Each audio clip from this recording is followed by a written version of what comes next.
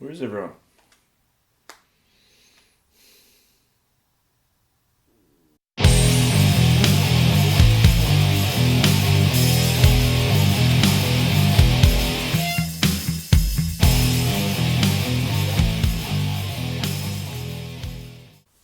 Welcome to the We Are on the Way to the Preliminary Final episode of the Collingwood Rant. I'm Sly. And it's Groundhog Day again, Spook. Spook, what did you think about our win over the Cats? It takes us 2 steps closer to something. I can't exactly put my finger on what it may be, though. Is it the pain? Is it the horror? Yeah, it's usually the pain. horror? It's always pain. So what do you think about the game? In the first quarter, looked like first quarter and a bit, looked like we could blow them away. And then it turned into a real dour defensive struggle. Apparently the last 3 games we've played against the Cats have been very similar. Yes, I saw something on that they've always been they've been low scoring affairs. I thought the first half was pretty good though. Bits of the they got a third few quarter was cheapies good. toward the end. Yeah, and I think the thing is though, and we talked a little about this before. You weren't here, so you're not privy to this.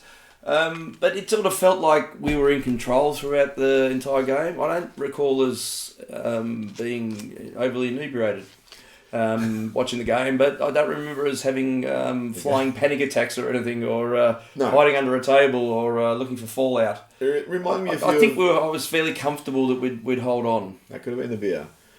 I was holding on to the beer. It reminded me of a few of the Buckley efforts from a few years ago where they were just... Which ones? Which ones would you like to be reminded of? Just the ones where we won. Like there's the Seedsman wins the Anzac medal, Anzac game, which was very similar, just sort of down, low scoring from memory. I could be wrong. Very defensive type of game. Wasn't a lot in it in terms of the margin, but I never felt like we were going to get overhauled. Never felt like they were going to get a quick succession of goals to put us under any pressure. And even when they got a goal or two, it just felt like we upped the ante again and kicked another goal where we could. I was a little bit concerned that this had a little bit of a grand final feel, but we raced out to No, we won. Yeah, I know we won. But just that I felt that, and this might have happened because we had 2 injuries, so we're 2 men down on the bench pretty early. DeGoey went off. I think actually DeGoey and Greenwood both went off about second quarter. Yes, I believe so, yeah. And so maybe it was like, well, look, we now have to conserve energy, so we can't play with that mad dash and abandon that we were playing. We don't have the rotations to sustain that. Let's just play tempo footy. Let's control this. Let's prove we can control it. And a few guys, I mean, credit to Jeremy Howe was fantastic the whole game. Yep. Jamie Elliott was fantastic the whole game. Certainly was. More of that, please. Great thing to Elliott is even as his offensive opportunities started to dry up because of service, his defensive opportunities or his defensiveness was actually still really, really good. And there was that great smother he did where he ran out of nowhere. Yeah, and he did run a fair distance to get to it. I mean, that's 2 things. That's one, I love the attack and the drive to do that, to get to that contest and have an impact on it. The second thing is obviously he's getting some confidence back into his body. I mean, the most important thing for him is to get his body right so we can have it fail in the prelim. No grand final day. I thought it was an interesting choice too, because he probably could have tackled also, but he decided to go for the smother. So it actually showed that, similar with Heater in the 2010 grand final, where he could have went for a tackle, but he went for the ball, and he's timed it right at the time of the ball drop to basically kill the ball before it hits the opponent's foot. Pendle's sublime in his 300th game, and the guy who started pretty well, but then got better and better, was Darcy Moore. Yes. When that last quarter, is there anything he didn't mark? And he did a few little things like where he tackled himself and he had run on. So he was sublime. So hopefully, I'm actually really hoping with more, because he ran off, I think it was the second quarter, he ran off and he looked a little bit miserable. And then when I was watching the replays, the commentators are speculating, has he done it again? But we don't know, because he has a tendency to sprint off hard. And I hope he actually thinks he did it and someone just said, just get back on. And you know what? If it's going to tear, then it's going to tear. It should have been like that scene in Flying High where they're all lining up to beat him up. To get him back onto the ground. One point, Bucks is there with the boxing gloves, just waiting for his turn. I think on the concern side is the defensiveness was great, but can you rely on that sort of effort for the next 2 weeks? Well, we have to. So it was 97 tackles we had off the top of my head. Rupert Wills, 13 tackles. That's a lot of tackles. Are you a convert now? Yes. I think I was on record as saying I was unsure on the piece, but geez, he's fulfilling a role at the moment that is very, very, very much required. That inside player that's really hitting in the contest hard. He's got a bit of mongrel about him. Yep. And we've run out of one mongrel, so we need all the mongrels we can get. So the Roop is on fire.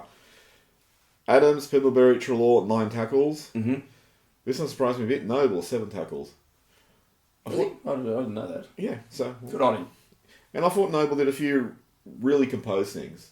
So I actually love watching players who are inexperienced, who don't panic. And that's what first appealed to me about Wills, is they didn't panic. Like, there's a few times Noble went inboard where you thought, he could have done the easy layoff and just said, well, someone else's problem now.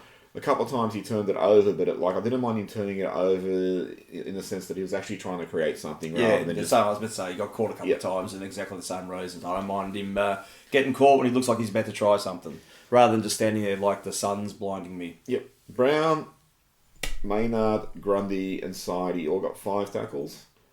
And 4 to Chris, Myercheek, Thomas and Phillips. So you got some really good tackling numbers there. Mm-hmm.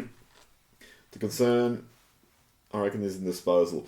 So I think the first 45 minutes, we really ran hard, really presented, and really had purpose and went forward. And they tried a few daring things, like Adam's second goal. Came off the back, I think it was Myercheek, did a pretty daring or suicidal handball, whichever you want to call it, where he gave it to Trelaw, who was just about to get thumped. And he gave it off to Adams, who made a bit of space and snapped it in. And they were doing that sort of stuff in the first 45 minutes, and it was really coming off. Then they seemed to take a bit of that away, and it was a little bit more cavalier in the way they were playing without the same purpose behind it. And when I was looking at the side bottom, got 33 disposals, but only 64% disposal efficiency. What would you count as a pass for disposal efficiency? Inside of that sort of game, though? I mean, in general? When I used to go at about 95 when I played. Look, anything between 75 and 80, I think in the context of that particular game was probably effective. I'd look at generally, I think about 70% is a pass. 7 out of 10 disposals are hitting a mark. So Sidey 33, 64%. Phillips 29 disposals, 59%. Trelaw 28, 75%. So Trelaw, who often gets maligned for that. Mm-hmm. Adams 26 disposals, only 50%, which actually surprised me. But Adams is often right in there, just firing the kamikaze handballs out. Pendle's 24 possessions for 83%. Howard 23 possessions, which is amazing because he's the fullback, for 74%. Grundy 21, 71%. Main 19, 84%. I think his numbers get flattered a little because he does lay off a little bit.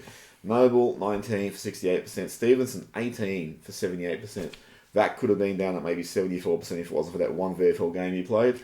So, I'm sorry, He's ruined the competition for us all. Yep. Elliott, 18 disposals for 72%. So just so some of the numbers are a little bit low, and especially from guys like Sidey and Phillips, who are your outside runners who you want to be creating play.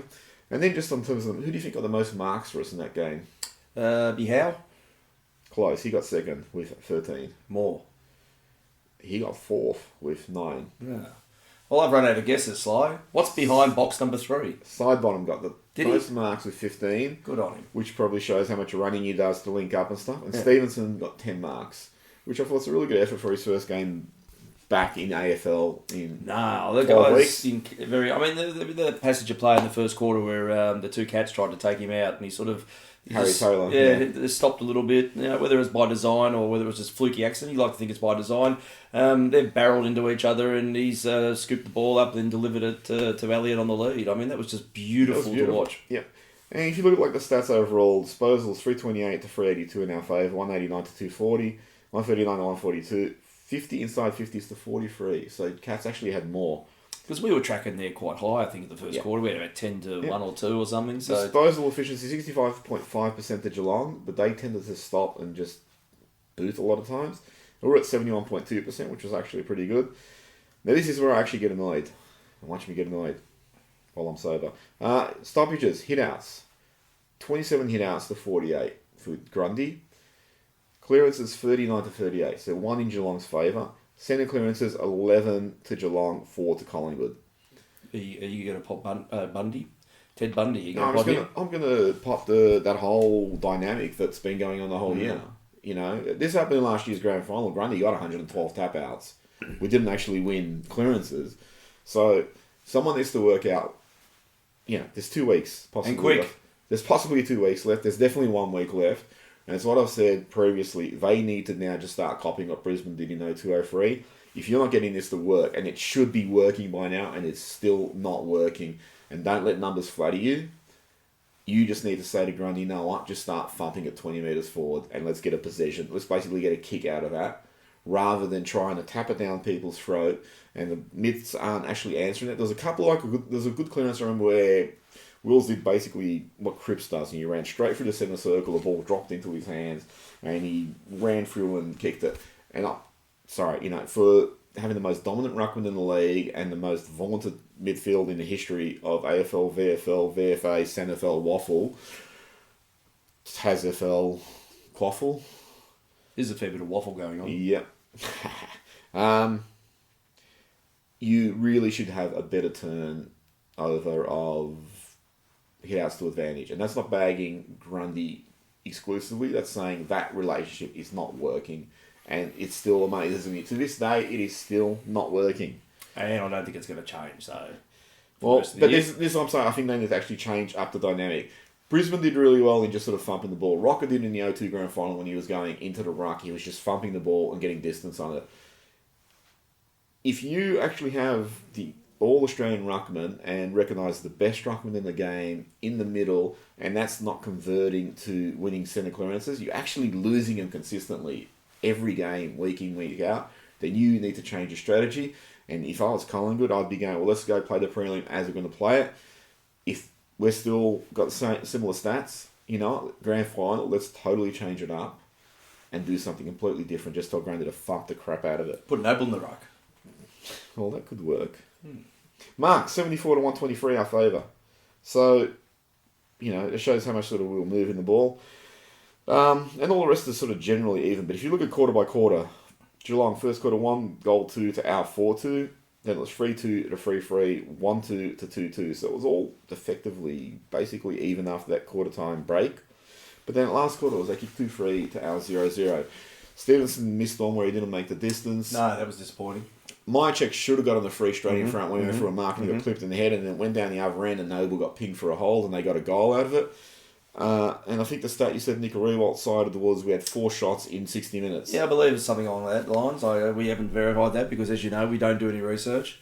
We only go by hearsay, and I heard that in the radio today, so it sounded about right, though, I think. I left the message with 4 Nick scoring to confirm shots, it with us, but I doubt he'll contact us because I didn't have his number. Do we have a phone, just in case he rings?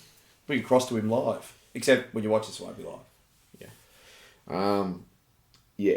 So that second half really seemed an example of our defensive tempo football, but I would want to be continuing that as the mark or our standard for our 2019 assault. And I really thought, like, going in that first quarter, when we started getting those goals, you had a couple of beautiful hit-up leads, where I thought, geez, that's so un-Collingwood.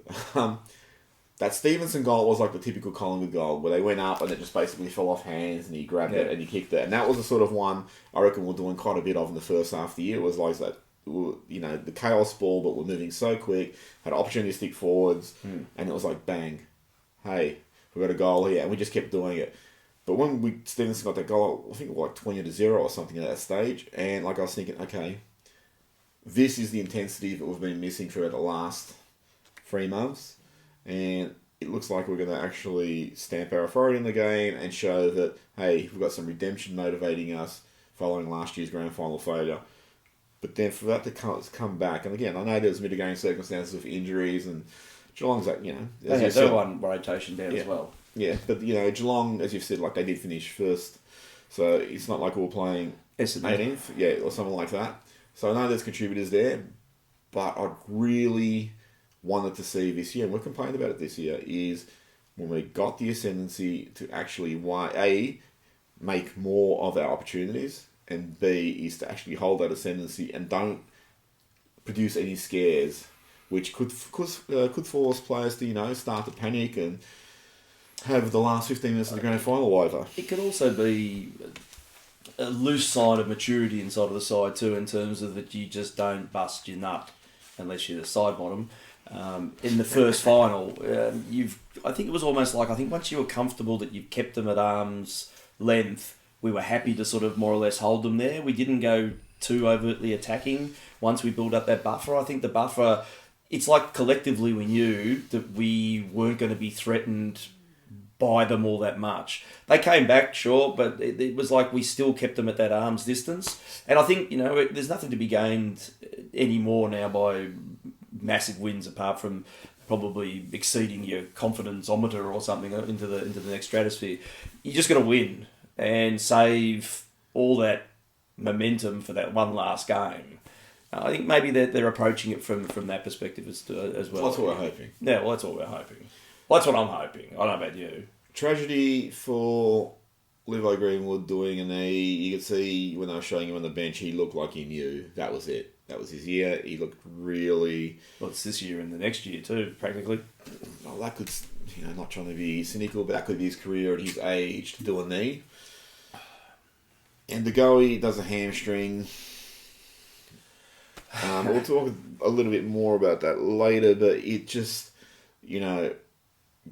it takes it takes some of the gloss off the win, where you had Richmond and West Coast win, and as far as I know, they escaped unscathed. I mean, West Coast got Nick and that back, so it's... Of course. This is always the way it works. I mean, the thing I was saying to you before is that you just no longer really feel surprised. You sit there, you watch a game there with the expectation of when's the next injury coming. And when it happens, it's like, did it have to be him? But you're not absolutely gobsmacked that it occurred. It's like an expectation now. You got to have at least one.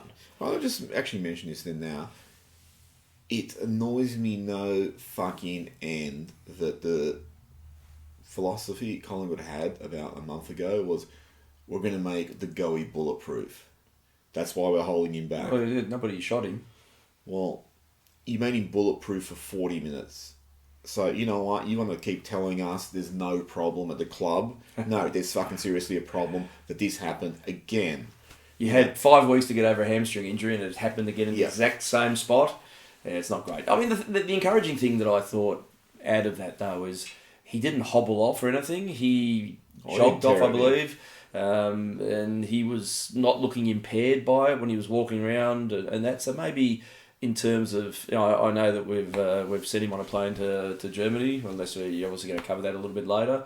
No. So they're obviously pulling out all the stops to try and get it assessed and repaired as best it can, so that if we do make the grand final, that he's certainly viable for it. Well, let me ask you this. But hopefully, though, because traditionally being a 3-week injury, maybe this, because they grade the tears, blah blah blah. Maybe this isn't bad. It is confirmed tear. But maybe it's just I'm living in hope, because I don't think we can do. Well, let me ask you this: at some point, they've assessed the Goey in the past during the home and away season, and they've said, "Your hair looks good." Yeah, and they've said, "Okay, you got a hamstring injury."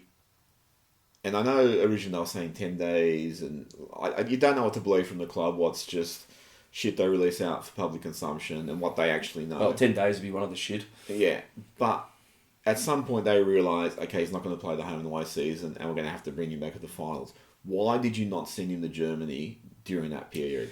I guess they obviously feel that they had it managed. Why he was was that? training. Okay, let me stop you. Sorry, I'm going to get really... So, given their history profile, why would they feel they could manage anything?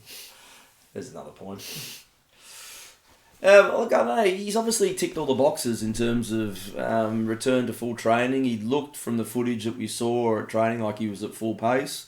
Like Bob Murphy, as an aside today, was saying on the radio that he was questioning why would you send him to Germany now, because no matter what, within 3 weeks he was going to pass whatever test required at training, which is generally, they stress test them by making them run up and down 3 times, intercept a handball, and then they can say, are you ready? And you say yes, and then you're back into the side. But maybe that they're, look, I don't mind them either, rather than hedging their bets as that is the normal way of doing it, that they're at least doing whatever it should take to ensure there's an edge there, potentially. I don't know. All right, the way I look at it, I hope this is not defamation, but the way I look at it, given your history profile and record... Mine personally. Collingwoods, Yeah. with guys like DeGoey, Elliott, Moore, Freeman, a whole assortment of soft tissue injuries, Ben Reid. Everything you know means shit to me. So to tick your boxes, that's not satisfying anyone. That would be like saying, hey, I have a brain tumour and I'm going to let the guy who's done 1 month of pre-med at uni treat me rather than the brain surgeon. You mean the faith healer? Yeah, Look, here's some chicken giblets. At some point, and you acknowledge that you didn't know everything because you did send players to Germany previously. So, seriously, if there's not a review of this, if the club's still saying, no, we don't see a problem, then you know what, you deserve all the self-sabotage that you guys are committing. Do you know what would have actually probably prevented this from happening in the first instance? What? A $70 million rehab centre. If only we had how long is that going to take to build? Oh, about 70 million years. You know who this wouldn't have happened to? Who? Hawthorn? Yeah. Anyway, any final thoughts?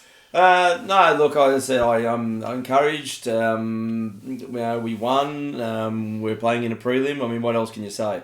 Now we sort of sit back and wait to see who we end up facing off against. Now I haven't looked at the run sheet. Are we going to cover probably a little bit more detail about some of the ramifications? So I won't go into them now. Yep. But no, look. In the scheme of things, happy with the end result. I mean, the only sort of fleeting concern that you have in the back of your head is that, and we probably could have talked about this a little bit earlier, but the downturn in our performance also sort of coincided when DeGoey got off the ground. How much of an influence does he have? Whether he's being creative or he's being He's just scaring the crap out of him. Then maybe that's I hope we don't see that absence in the prelim is what I'm trying to get at. That's probably a little bit of a concern. So look, maybe they just want him back to make the grand final, have him run around. If his leg implodes, and he can just sit there and be on a rollerblade and scare people. Anyway, we'll be back with medium Fiddick. Oh, good.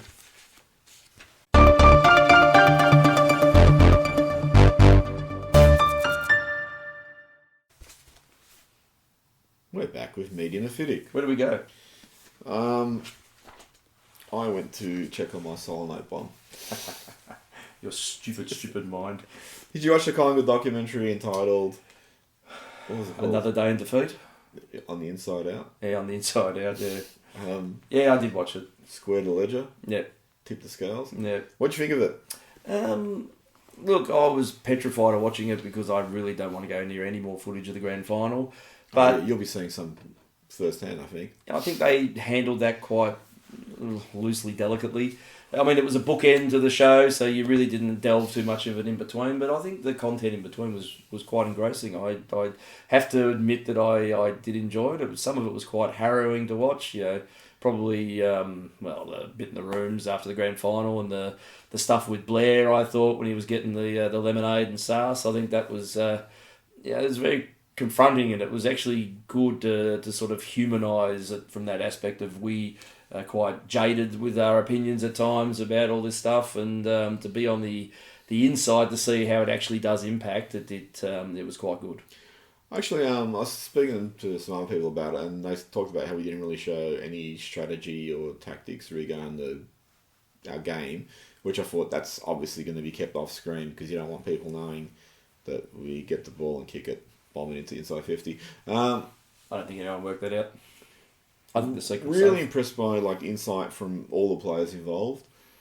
I mean, I've heard Grundy is really sort of a deep thinker, real sort of lateral thinker, so it was great to actually listen to him speak, because I mean, he basically said, my first 100 games were there, so I'm hoping the next 100 are going to be better. It just shows you the way he's got that self-critique. I mean, I was interested with Treloar talking about the anxiety. In the end, you look at it and you think, well, maybe getting the 2 hamstrings was actually a blessing for you in disguise because it gave you a breakaway from the game. I feel bad for Blair. I mean, I think he'd actually still be playing VFL and play that depth role. We had a lot of injuries earlier this year. I'm sure he could have come in for 3-4 weeks. But I understand also why they moved him on.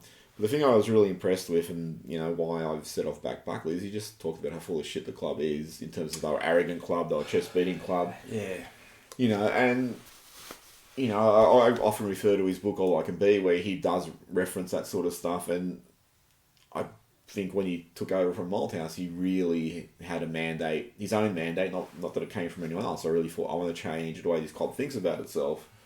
So I thought that was really interesting. But I think there was a fair chunk of that documentary there that was meant to be a mouthpiece to show that the evolution of that 12-month period was quite rapid in terms of the way that internally the way they viewed themselves, and then probably being aware about how externally they are being perceived, and how that's changed and evolved inside the club, which is good. I mean, to be honest, I think we've talked about it ad infinitum, but the culture of Collingwood is pretty pathetic. Is that it's poor? It's just full of hype.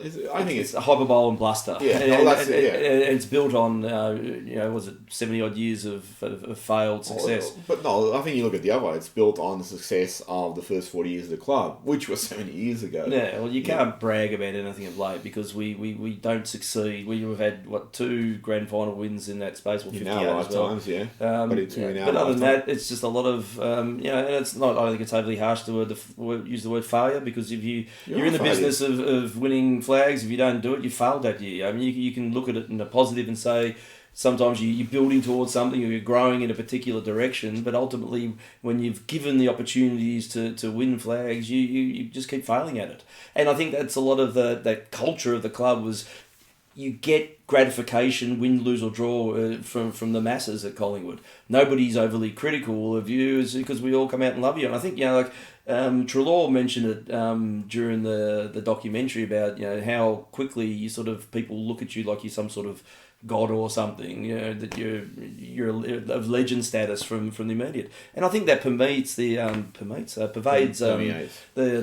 the player's psyche as well. And I think they really need to earn that sense I definitely think they need to earn that based on success. And I've had this argument with people just about how great's this club, and like people go, we've got the most, we don't have the most members anymore, we've got the best facilities. I don't even know if that's right, but who cares?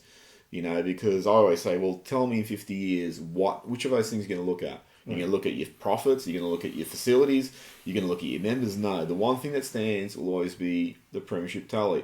And there's, you look at the premiership tally now, which is Carlton, Essendon on 16, us on 15. Essendon's very first flag was just awarded for them finishing on top. There was no finals. They were just minor premiers, and that time, you won the flag. No one actually talks about that because it's just in the history books as being their flag. And I'm not criticising. That was the system in place at that time. That's all anyone cares about, flags. And I had this conversation with someone else who said, well, in the Olympics, the silver medal is actually still an accomplishment. It's like, well, in football, it's different because it's, the premiership is all that matters, and then everyone else is just the losers for that year. That's it. Well, second is the first of the losers. Yeah, so it really frustrates me. And I see this a lot on Twitter because I see sometimes, I remember somebody, Collingwood put up some highlights of the Goey, but from the grand final, and I know someone we know of who commented, do you not realise how trauma-inducing that is to watch?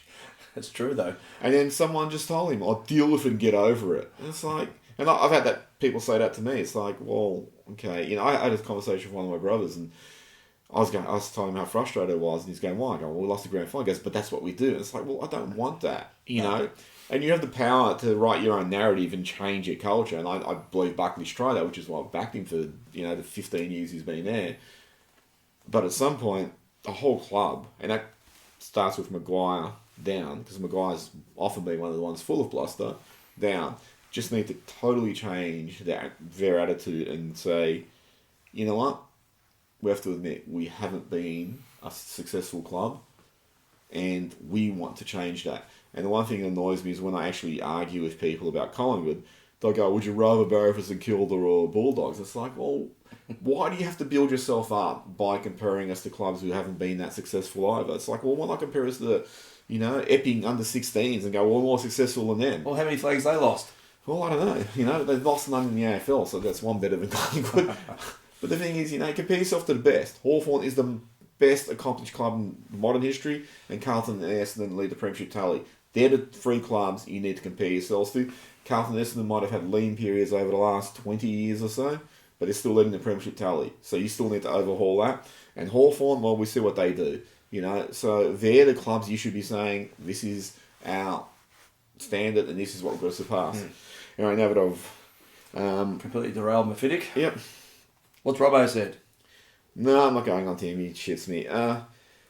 Were you able to find the Muckug on Friday night? I believe the ground's called the Muckug in Richmond. Muckug? The in Muckug. Richmond? No. This ridiculous ground they used for a final. No. I was watching the game at Cardinia Park. Oh, I mean, Chris Because I Scott, stand by our Cats brothers and sisters. Chris Scott said the AFL knows it's wrong. Does it? Yes. I guess they must have looked pretty stupid with 95,000 people packed into the Muckug. Yeah, well, I didn't. Is there 95,000 people living in Geelong? I don't know. A lot Probably in the A fields. lot of them would be asleep, I think. Well, I mean, I had to tell my buggy driver to, so I said, like, get the horse, take me to the Muckug, and he didn't even know where it was. What a terrible ground. I mean, Still, at least they could hold their best and fairest competition there. AFL 2009, every club's AFL MVP nominees: best first year player, most courageous player, best captain. Collingwood's nominees. So Noble won all those? No, here's the difference though. MVP: Jordan McGowie, Brodie Grundy, Scott Pendlebury. Most courageous: Levi Greenwood. Best first year: Isaac Quaynor, who's played like 4 games. And captain, obviously, Scott Pendlebury. And the funny thing, really funny, when I looked at this, I was like, okay, MVP, you got DeGoey there. Oh, okay, he's injured. Most courageous, Greenwood. Oh, he's injured. Best first year, Quaynor. He's injured. I see a pattern here. It's like, okay, AA selection, Pendles made it and Grundy made it. Do you feel any other Collingwood player should have made it? I would have thought Crisp might have been a one to knock on the door, but obviously not.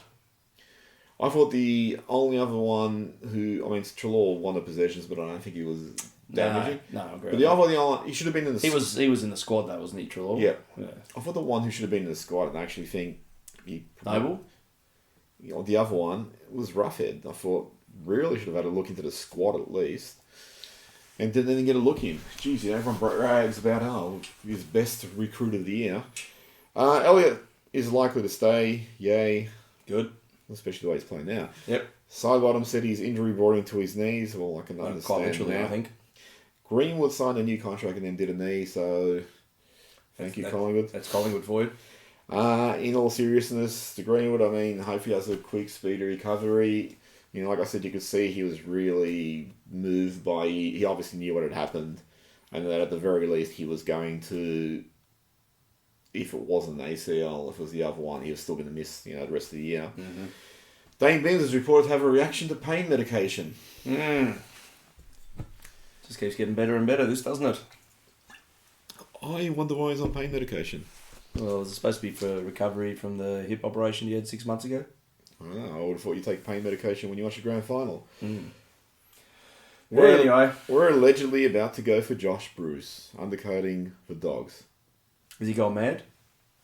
No, but, yet again, players are going to move and they will come to Collingwood. And who comes to Collingwood? Not Josh Bruce. This one pissed me off. I felt like stabbing the social media eye of the person who posted it. Rumours that we're trading out Matthew Schoenberg. Jeez, and that because he got dropped. That came on the eve of him being dropped. It's amazing how these stories must just sit there waiting to have the send button pressed. Well, you can understand. We've invested 5 years into him. Yep.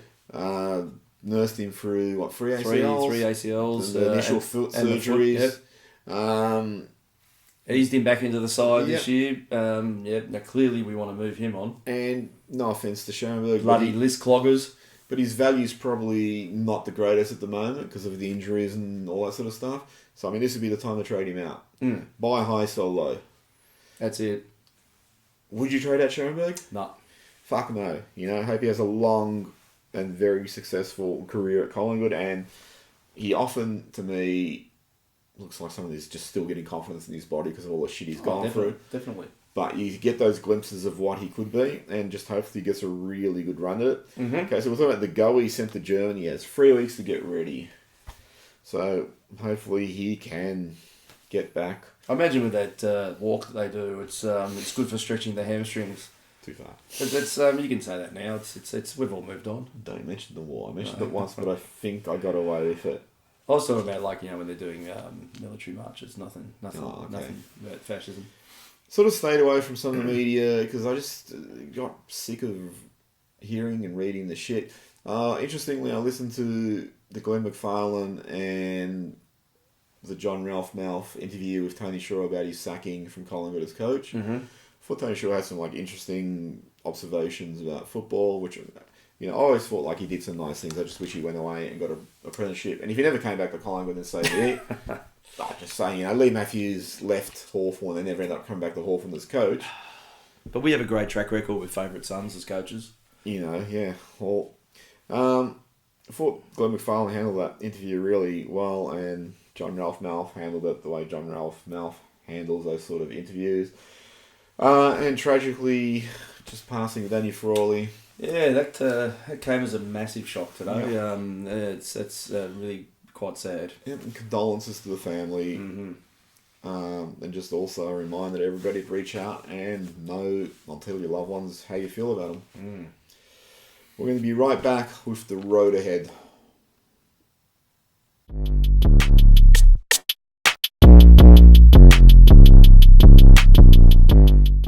Welcome back to the road ahead. We're on a road to nowhere. Don't say that. No, sorry. It was the first Come on lyric that popped into my head. Sorry. All right, so the going. Two butterflies looking at each other. Oh, they were doing those Rorschach prints. The Goey and Greenwood. Greenwood's going to miss the rest of the season, unfortunately, and the Goey will be racing to get back in time for the grand final. Well, let's hope he's not racing too strenuously. So you got to replace these two guys, the Goey and Reid. The Goey and Reid. Just predicting. The Goey and Greenwood. That's thinking ahead. Yeah. That's dotting the I's and crossing all the T's. Okay, let's look at Greenwood playing as a hard rebounding type defender. Mm-hmm. Who would you bring in for him? Scharenberg would seem the logical. Yeah, Scharenberg or replacement. Aish. If Aish was at the... Well, I mean, he's been out for quite a while now. He hasn't came back through the VFL, I don't think. Or was he there a little bit? He played a little bit for the game that... He might have played the scratch match that Stevenson destroyed the entire fabric of the university. No, I don't think he was there. I think he would have played it. Oh, okay. I mean, that's my concern is he's massively underdone. You got Stevenson and Moore who are totally underdone, and you're going to probably try and bring DeGoey back in, who would have played one game in 52 weeks. An idea for Collingwood, just look up one of the VFL final side, like Richmond or someone, and get permission to play DeGoey for them, just for a bit of warm-up, and all reselect him, and that'll really piss off people like, John Ralph and that. You'd think that it'd be for Greenwood, it'd be Aish or Scharenberg. When the other one to the left field is Goldsack, who I think, in terms of like for like in the way they play, Goldsack's the closest to Greenwood. I think seeing he's pretty much all but retired now and is doing Pendlebury impressions on the internet, I think that'd be zero chance. Well, I'm just saying, in terms of... because I don't think Aish or Scharenberg are very much like Greenwood in terms of the way they play. Greenwood's like a real sort of hard nut. What about Varks in that role? Well, Varks would be the one I'd look at trying to play in that role. I think he is something a bit left field. For the game against whoever we play, you're probably going to be able to play Aish or Scharenberg just as a rebounding defender type. If you're to make a grand final and then Richmond to make it, you would seriously need to consider who they're going to play on Dusty. Given... someone with a baseball bat would be a good start. The other one is who do you play for DeGoey? You lose this dynamic forward. Now, if you want DeGoey, let's say DeGoey was fit and you don't want to feel bad about dropping his replacement, you'd probably play Daniel Wells because he'll only last like 3 quarters. And kick 7 goals. Yeah, kick 7 goals, and then he'll take himself out of the game and DeGoey will be just get his spot back.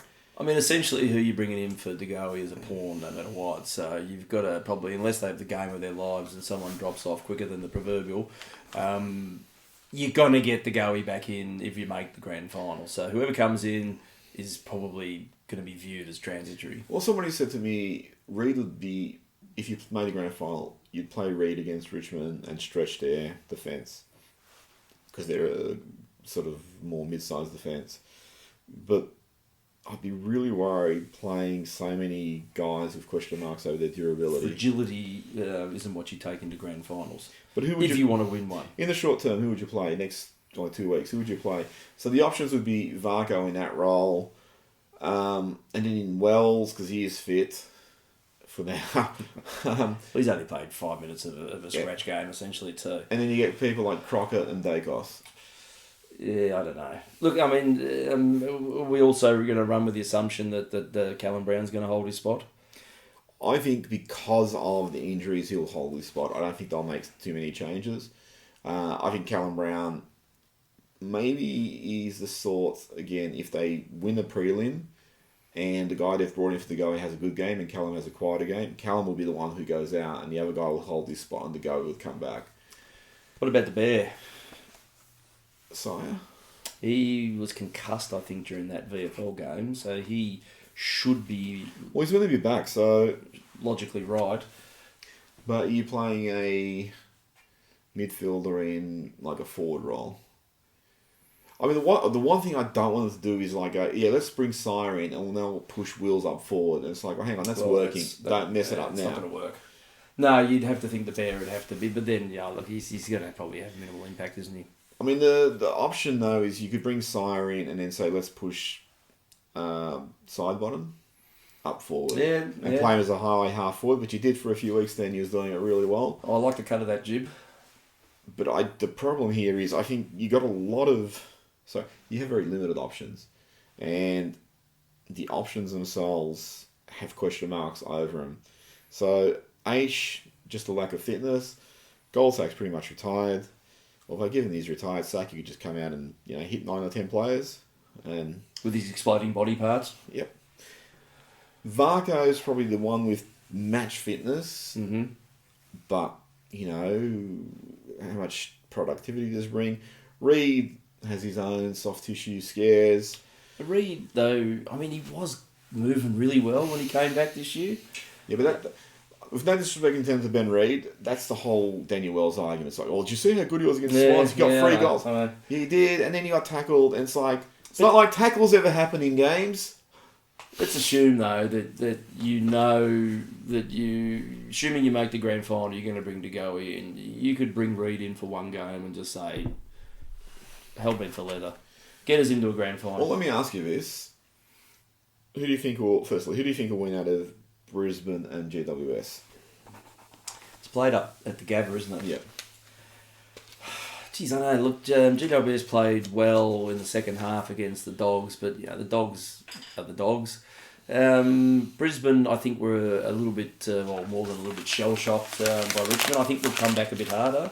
I think they could almost give GWS a run for their money now. In terms of who we would then play the following week, out of those two, I think I prefer to play Brisbane. Not that I saw a lot of... I didn't see any of the GWS game, and not that I saw very much the Brisbane game, but to me, the bit I saw, like, Brisbane like 4 goals 10, and then, I don't know, Richmond was like 9-5, whatever the hell it was. And I was thinking, well, 4-10. Like, when I saw the score at Richmond, I was thinking, oh, well, Richmond's killed them. But then I saw the actual breakdown. I was like, well, Brisbane's had their chances. They're just being inaccurate. So I was thinking Brisbane probably played with a fair bit of nerves that first game. If they settle, then I think they'll win pretty comfortably. You got to look at the home ground advantage. GWS has got to travel. We know they don't do that well. So I tip Brisbane to beat them. And I'd actually feel probably more confident against Brisbane than GWS. I think GWS has some weapons that we struggle to match up against. Cameron. Yeah. And if we got more back and all that, I'd rather he just had like a lazy game and got through to the first quarter of the grand final. But having said that, like, I don't really look at the selections and think we have players suited to one or the other. It's like, I think whoever comes back whoever's going to come in for the prelim is going to come in regardless of who we're facing. It's a selection based, or a fit for need. And then in the end, if you win through to the grand final, then you might start looking at the goeies and do we stretch someone's defence, or if you play West Coast again, I mean, how do you actually look at that too? So I'd rather not, thanks. I'd rather sleep through the grand final. I think they'd just wake me up if we win. Although I think I'd rather play West Coast than Richmond in the grand final. I don't think my fragile state could handle it. What, Victoria? Yeah. Yeah. Oh, yeah, we'll know more this time next week at any rate. I mean, it's going to be an interesting weekend of football, I think. Yeah, I think there's going to be at least maybe one surprise win in there this weekend. You think Essendon might win one finally? Yeah, it could be. Yeah, I mean, Geelong, I don't know. I wouldn't put a line through them yet. I wouldn't put a line from them yet. I mean, I don't want to look too far ahead, because we still have a game ourselves to win. Exactly. But that other side of the draw would seem the tougher.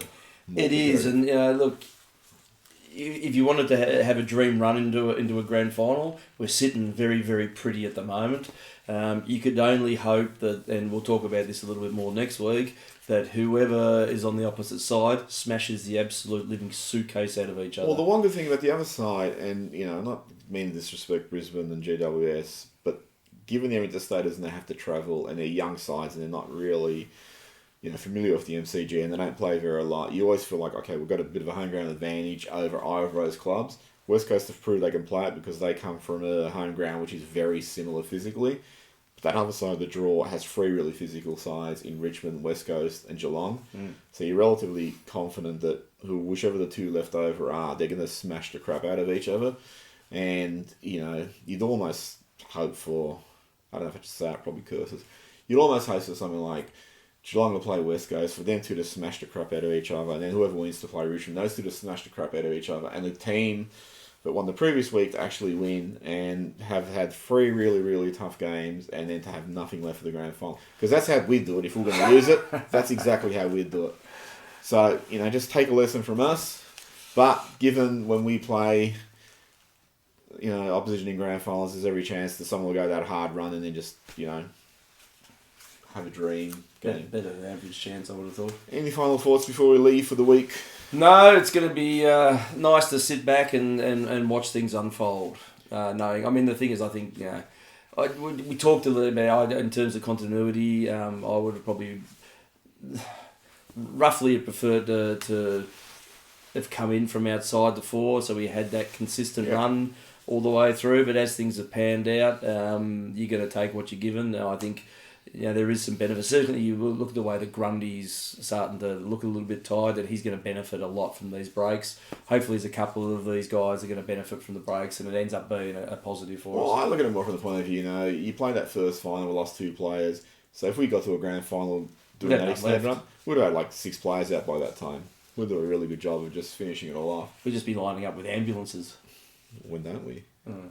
Anyway, we'll be back next week. Like, subscribe, leave comments. We'll try and answer them if we can, if we're not too busy and stuff like that.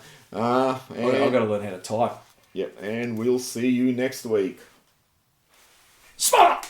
Oh, got it. Later.